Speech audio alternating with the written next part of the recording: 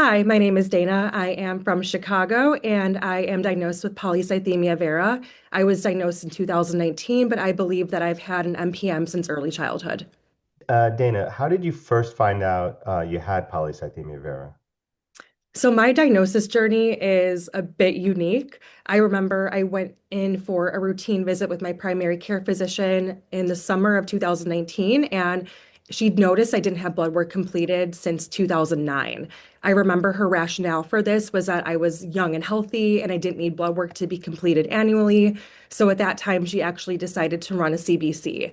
I remember when I received the results, she informed me that my platelets were in the 800s range, and she had me repeat blood work in, I think it was 2 weeks after initial blood work. And when she observed no improvement with my numbers and they actually got worse, she referred me to a local hematologist who I continue to work with as my primary hematologist to treat my PV.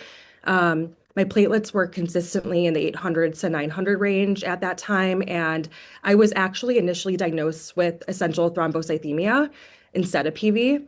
I remember my symptoms at the time were fairly mild, and they actually had been present since I was a child. So those symptoms were migraines with aura and Raynaud's, where I would have my fingers or toes get really white and numb, especially in the colder months of the year. And during the diagnosis process, my hematologist ordered blood work to check for the JAK2 mutation and other mutations, which were all negative. So she actually subsequently ordered a bone marrow biopsy in the fall of 2019. And during that evaluation process, my hematocrit and hemoglobin began rising above normal limits consistently, which actually led to my diagnosis of PV in October 2019.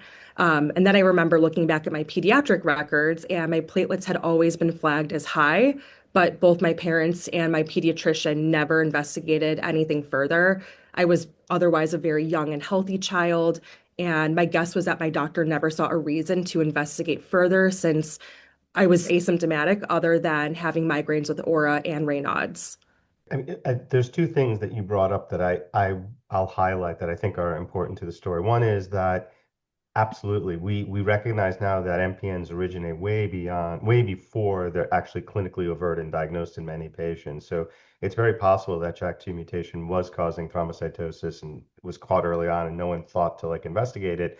And the other thing that is quite common is headaches and migraines are very common symptoms, often years and sometimes decades before the actual diagnosis of ET or PV. And I'll even throw in the third one, which is not uncommon, is patients are diagnosed first with JAK2 mutant ET, and about a third of them then really declare themselves or are ultimately identified as polycythemia vera. So there's three things there that I can totally appreciate from seeing a number of PV patients over years.